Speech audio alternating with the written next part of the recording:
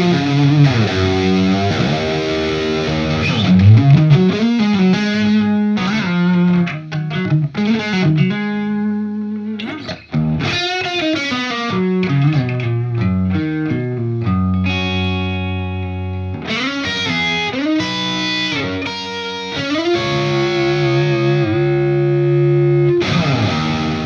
guys, Jason here. This is a 1987X. It's the 50 watt Marshall reissue. It's a pretty cool amp stock. Peter, who is a local player here in Melbourne, sent me this amp because he wanted the full José mod treatment. He described to me that he wanted basically the same thing that I had done to the 1959 hand wide, which had been featured on the channel a few months back, which I did what I called the kind of stealth José mod, because what we do is we keep, the 6 pots on the front. It looks pretty stock, right? We don't take away any of the 4 holes on the 4 input holes. They all look the same. So I've repeated the mod with this 50 watter, right? So a couple of tones you'll hear me play through in the intro. I'll do a bit of outro playing as well. I'm just playing in the Zenith clipping mode. It's got a push-pull pot on the volume here, so you can bring the diodes out, and I think I demonstrated what that sounded like in the 1959 hand-wired video. This amp sounds very similar to that. We will go through on the bench kind of how to implement this thing, right? Because the trick with these pre-tone stack master José mods is how to set up the cathode follower so that you separate it from the tone stack, right? Because you've got to get that master volume inserted in between the cathode follower and the tone stack, and you need to do it in a way that you don't get any noise or oscillation in the amp. So I will take it to the bench and we'll go through that, and I'll kind of show you how I implemented it. All right, so I just want to step through how I've done this pre-tone stack José master. There are a number of ways that you can do this, right? But the way that I like to do them on a 1987X like this, or a, Plexi or a 2203 Marshall, whatever, right? A 6-pot Marshall. These 2 input jacks are blanked off, right? And this was set up like a 2203, where you got your high input jack, low input jack. Okay, I'm not going to go through all that because this is just a standard Marshall here, right? Here are the changes. You got 0.0022 first coupling cap. Okay, this 220k resistor is added to the 100k plate, so this is a much larger plate load resistor for the first gain stage. This was set up. This amp had already been modded to a standard 2204 preamp or 2203 preamp. You can see it was a 1987X, right? To begin with, we know this. This was a 10k in here, but I've moved this to a 2k7 and a 0.68 microfarad. So very, very standard, right? High gain Marshall, 2k7 0.68, 2k7 0.68, the 2 cathodes on V1A and V1B. Here we're coming straight into the gain pot. All right, I just want to talk about, I've got a standard bright cap on here. This is a, you'll see this in my Kelly schematic, right? It's a 1000 picofarad cap from the input to the gain pot to ground, right? It bleeds off a bit of high end, a little bit of gain, just keeps the amp under control and gets rid of that kind of ice pick kind of sound that you can get if the top end gets out of control. Let's talk about what's going on here, because this is probably the most interesting part of the mod, or the most challenging. This is where we've done this before on the channel, right? You've got to break the connection of the 100k cathode follower to the input of the tone stack. Here's the tone stack here. Here's our treble cap. This is the slope resistor. And here are the 2.022 caps for the middle and bass. Okay, standard tone stack here. And in a standard Marshall, you have this 100k cathode resistor to ground, and it's connecting directly to the input of the tone stack.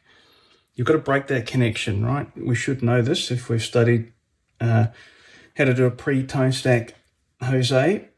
So this time, I've done this a few different ways. This time I've moved the 100k resistor onto this volume pot, right? The volume pot's got push-pull. And the reason it's push-pull is because these, my Zener diodes here, which are just heat shrink, but they're back-to-back, I can bring them in and out, right? So this customer was pretty keen to be able to, you know, pull this, and that brings the diodes out of the circuit, and it's just, you know, kind of a modded 2203 when it's like this, or a 2204, I should say, 50 watt. When it's in, these Zener diodes here get grounded. I've got a ground reference on the middle lug of this double pole, double throw switch here, okay? And on the other side, I'm just using this outer lug here, or this end lug, simply as an anchor point. All right, it's not actually connected to anything. It's just an anchor point, because what I'm doing here is I'm bringing from the cathode, this is the hot end of the cathode follower. If you do not shield this cable, you will have the noisiest, most oscillating amp you've ever seen, right? So this is shielded all the way, and it comes in here. The shield on this is grounded right at this ground bus, and the signal is anchored on this lug here, and we've got our 100k cathode follower resistor to ground here. So this was ordinarily here, okay? So I've broken that connection out of the tone stack. We're coming straight from the cathode follower to here, 100k to ground. Now we've got a 10k here, a bit of heat shrink on it, but a 10k off this point as well, and that goes to the input of this cap. All right, this is a 0.22 microfarad coupler, and that's coming to the input of the volume pot, right? And you can see the Zener diodes come off the input as well. Obviously the volume pot is grounded on this ground bus, and then from the output of the volume pot, the wiper, okay, the wiper is also shielded, right? Shielded cable, and that shielded cable comes out here and connects back onto the board, and that's now into the tone stack. All right, so we've moved the position of the master volume pre-tone stack. We'll have a look at a schematic now, and I can just kind of orientate this stuff in here, right? The things to think about: the volume pot itself, the 100k, the 10k, this coupling cap, and the Zener diodes. We'll have a look at them on the schematic, and you can reference them back to here. So this is just one way of doing it. You know, you would have seen on previous videos, I've anchored the 100k straight off the socket when there has been a convenient ground reference. You can do that. Sometimes you can leave it on the board, but you know, you actually want to get this this signal kind of away from the tone stack, because it'll bleed into it. If you try and separate these here and you've only got a small gap, you know, it's you're asking for trouble in the amp, right? So this is because this is shielded all the way. This amp is actually dead silent, and there's no signal bleed. There's no signal bleed in it. So, you know, this is hopefully helpful in terms of a way to implement this kind of setup if you're thinking about modding your, you know, 50 watt, 100 watt plexi or JCM 800 2203 2204.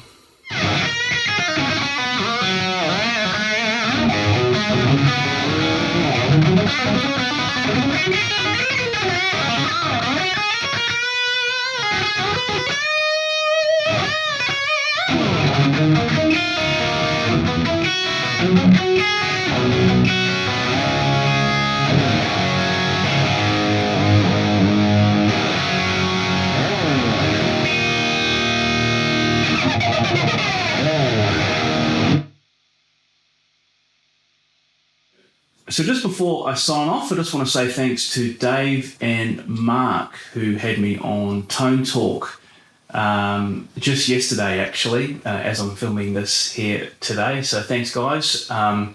We had a great chat, nearly 3 hours long, right? I'll put a link to that clip here.